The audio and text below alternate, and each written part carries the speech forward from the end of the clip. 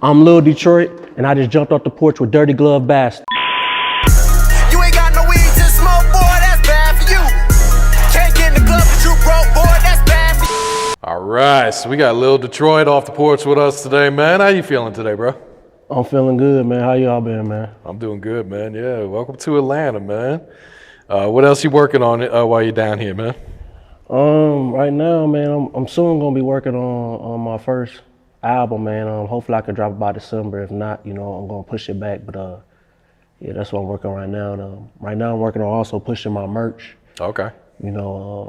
Just business minded, man, making money staying out the way. Yeah, I feel that, man. Yeah. And you're from, is it Lima, Ohio? Lima, Ohio. Lima, okay. Yeah, people always say Lima, man. I was like, nah, I ain't from Peru, you feel me? All right, so what's it like there, man? What's there to do? Man, my city, it used to be cool in the 90s, man. But then after a while, it just went sour, man, went bad, when the drugs hit the city, and then the gangs. At first it was just about gangs and stuff, and then when the drugs hit, my whole city was messed up ever since, and they ain't been back right, We went through a recession like several years, Okay. What was your childhood like? What were you into when you were growing up? Video games, football. I used to think I was gonna be Eddie George when I was a kid, man. I was a big fan of Eddie George. But, just simple kid stuff, man. Just running around trying to figure out what's going on, Okay. At what age would you say you jumped off the porch? Man, I've been off the porch probably since 6 years old, man, to be honest, man. My mom was in the Army. Okay. So when my mom was in the Army, I still had to stay with my grandma. My father, he was locked up. So, I had to stay with my grandma, with my aunties and uncles. They was like big brothers and sisters to me. So, yeah, man, it was rough though. We stayed on Pierce Street, and my grandma, she tried to do her best to take care of all of us, but it was hard for her. And then my mom, while she in the Army, she had all she could do was call and check up on me, but I was running around, getting in all kinds of trouble, man, Yeah. Did you end up going to college after school? I ain't believe in college, man. It was so hard just going to school for me during high school. I didn't feel it, man. While I was in high school, I seen Jeezy and Soulja Boy, a lot of big people making it off of different things. So what I was trying to do, I knew I didn't have to go to school for. I just had to, take a chance and jump out there and learn, Okay.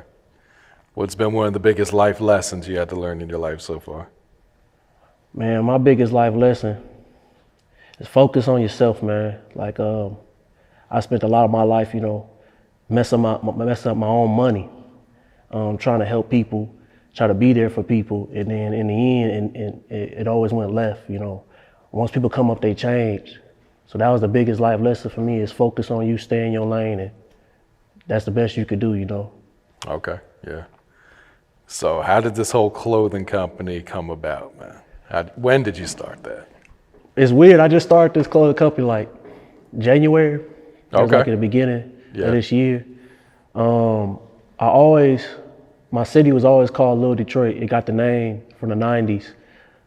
Some people said it was Lil Chicago, but I found out it was Lil Detroit. So it always stuck with me. I always heard the name, especially people coming from Cleveland, like old heads come out of Cleveland and called us Lil Detroit.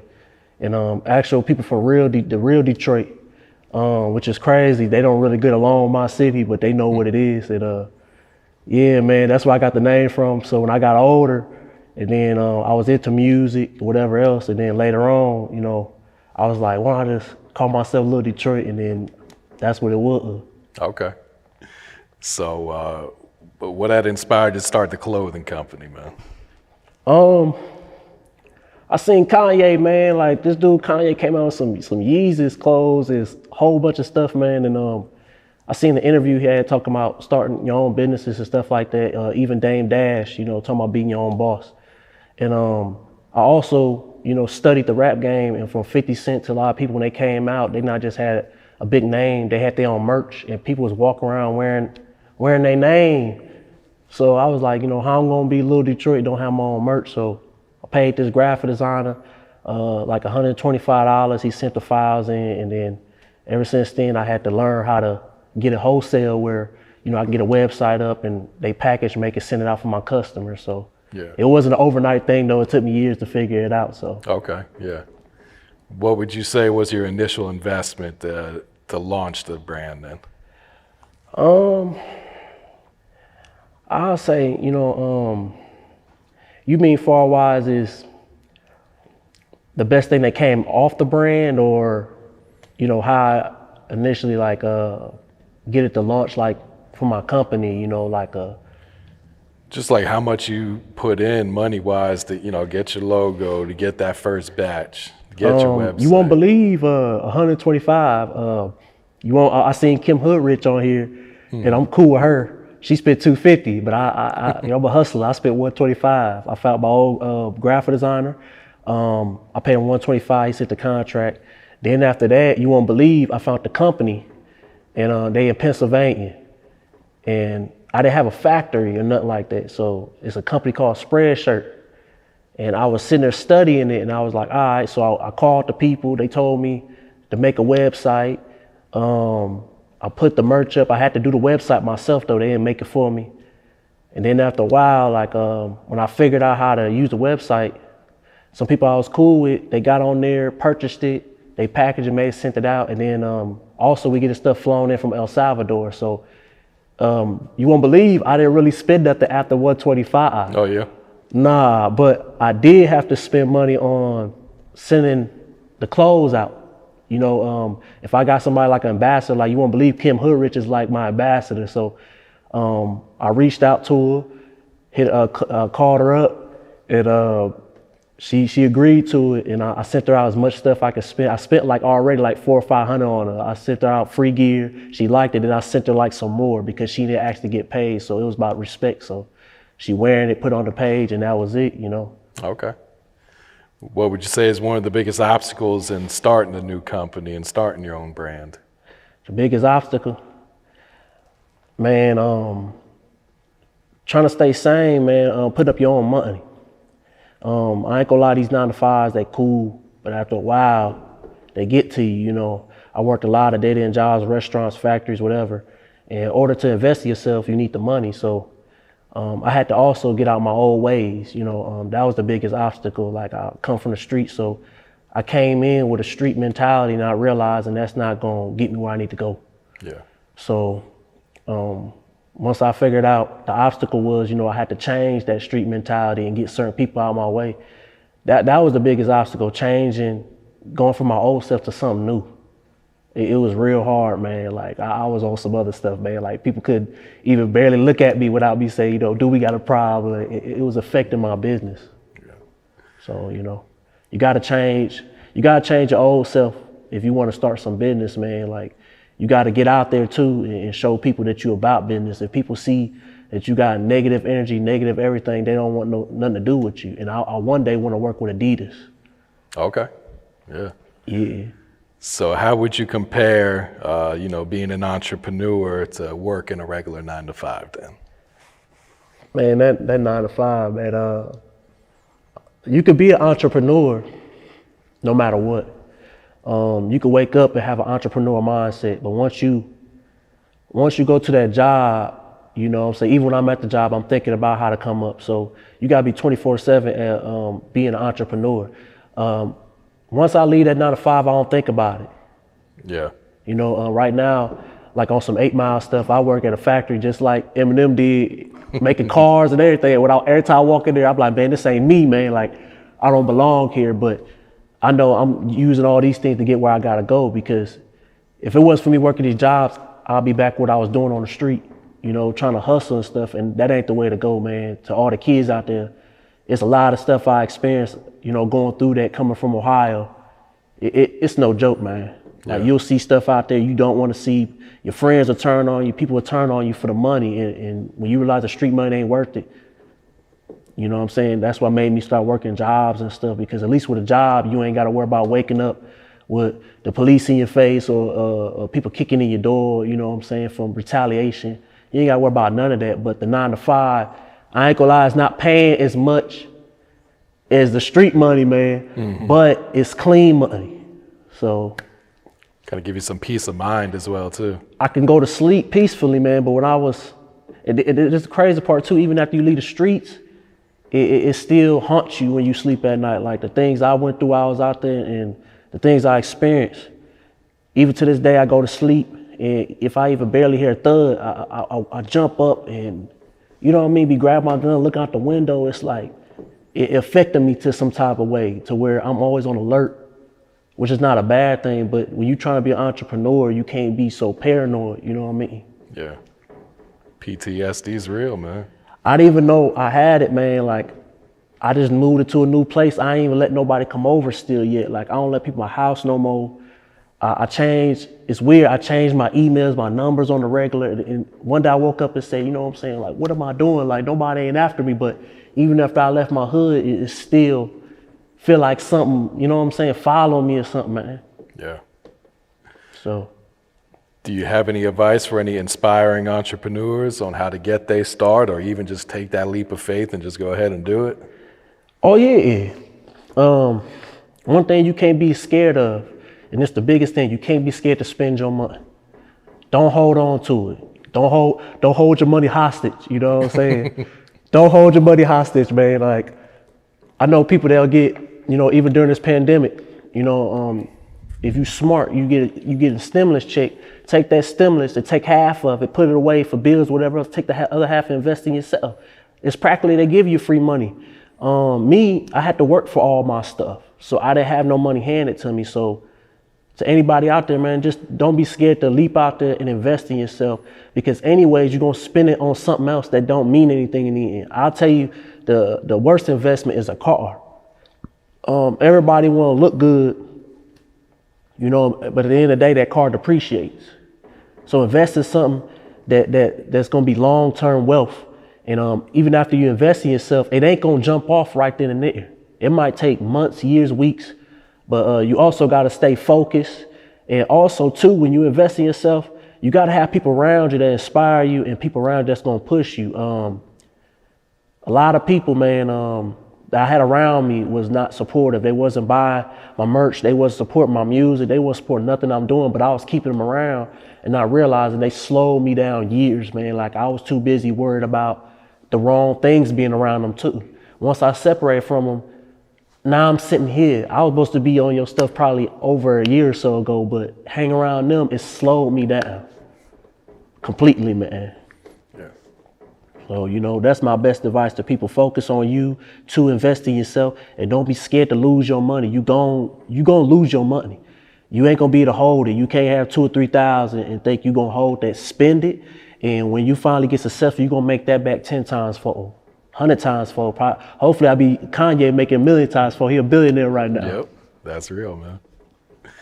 All right, so we see the hoodie. What else do you have available right now for the merch? On the merch, I got the kids' clothes, the water bottles. I got the men's clothes, hoodies and all that. Soon we gonna have coats, snapbacks on there. Also, you go to my Instagram, Lil Detroit Clothing, and the link is on there. And we got different colors. And also on the merch too, I got it where people could customize the color. I don't know how I figured that out.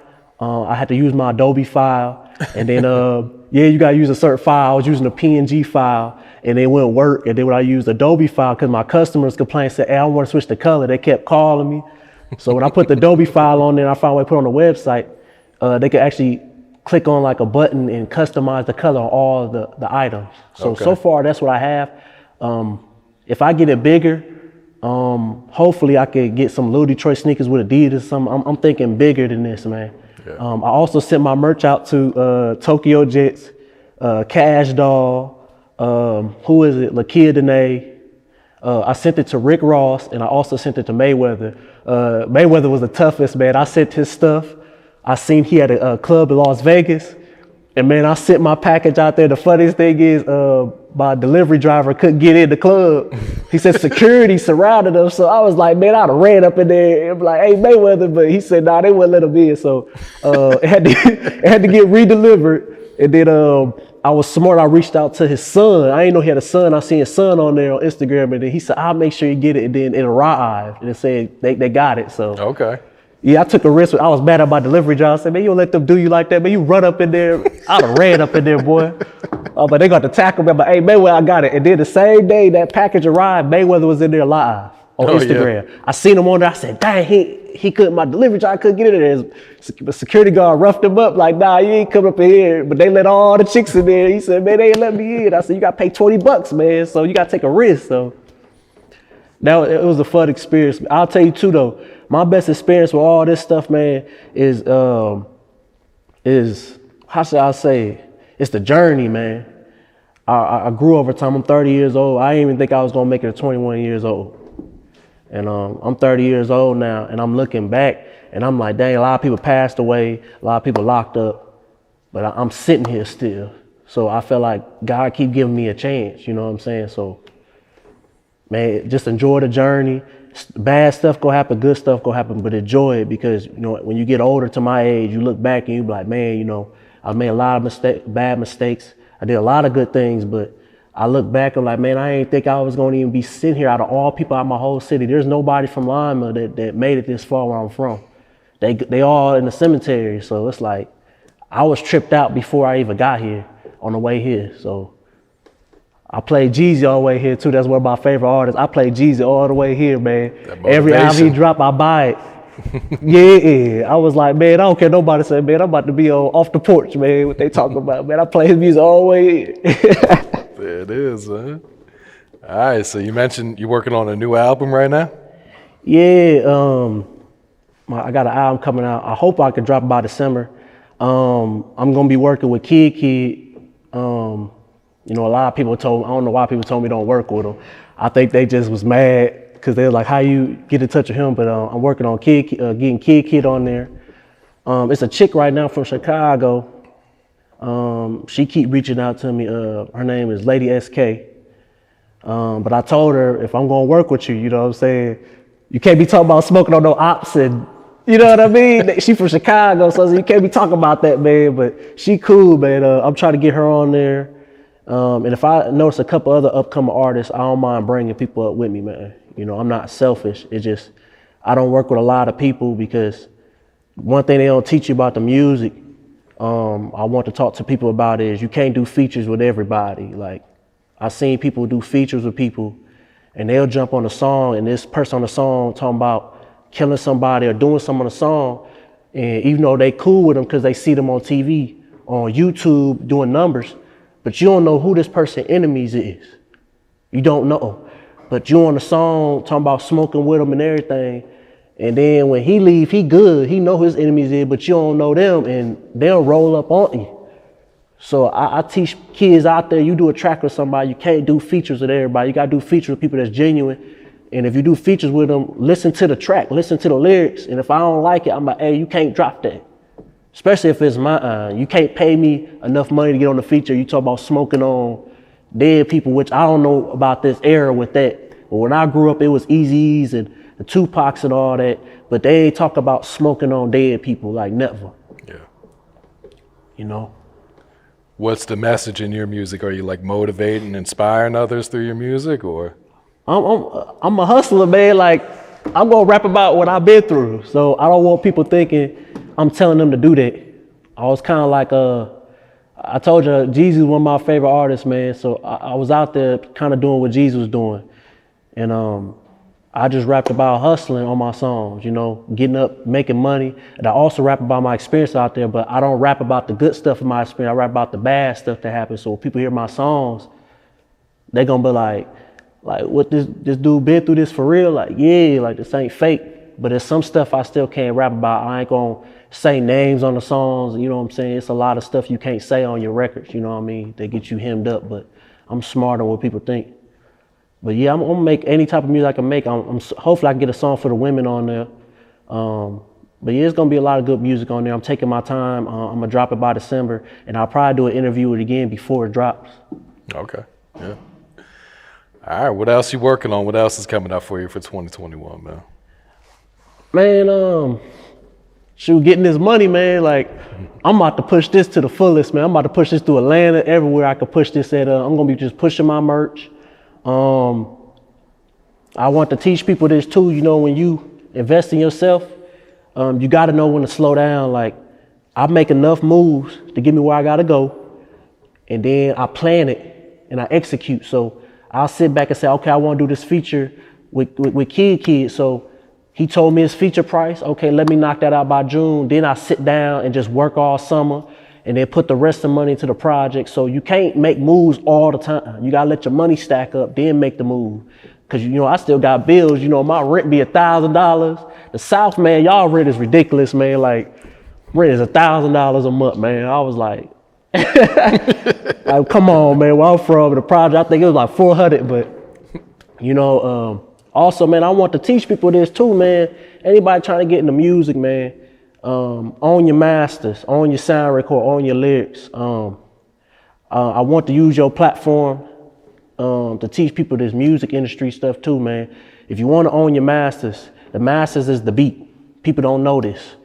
So if you want to own it, you buy it from a producer. On a contract, it should say full exclusive rights, and also the artist now owns the copyright. If it don't say that, you don't own your masters. Open up an ASCAP account. Use TuneCore. It's a distribution company. After you pay that fee and open it up, you can release your singles on there, your albums on there. You don't need the industry no more. But people are still getting signed, and it's cool to get signed, but there's nothing wrong with having ownership, man. But a lot of people don't want to put their own money, but they don't know it don't cost that much. You open up a TuneCore account, it's free to open it. It costs $10 to release a single and about $34 to release an EP or an album. That's it, man. You ain't got $40. You know what I mean? At ASCAP, it only costs $100. $50 to open up a publishing, $50 to open up a writer's account. When I figured this out, it tripped me out, man. And you won't realize where I got the knowledge from. I got lucky. It's a lady named Candace. She was pretty much Future's like lawyer or manager or whatever. She from Texas. And I ran into her, and I didn't believe who she was. You know what I'm saying? I was like, man, you ain't Future manager. You know what I mean? Go on somewhere with that line. You know, people be lying. But she showed me on a website that she managed Rocco the Don, Young Scooter, all these people. You know, it's Young Scooter's even independent. So she showed me, I paid her my hard-earned money. She taught me everything about sound exchange, music reports. These are all the platforms you need to get your music out there. TuneCore, after a while, after you have your music here for a while, you'll pay a $75 publishing fee. It's like a fee. And after a while, they give you a sync license. You fill out your stuff, put your music through there. So all this stuff I'm naming to you, it don't even cost that much, man. It's like barely. What costs the most about this whole business is trademarking. I hate trademarking, man. You can either get a trademark internationally through the whole country. That's how you protect your name. You got to get a logo for it though. Like this, I'm waiting for my trademark papers to come in the mail. This is a class 25. I start off, it's called a class 25 trademark. I dang near paid $1,000. It was for international. And I had a lawyer named Lauren. She teaching me trademark, all that stuff. And copyrights, you open up a copyright office account for your music.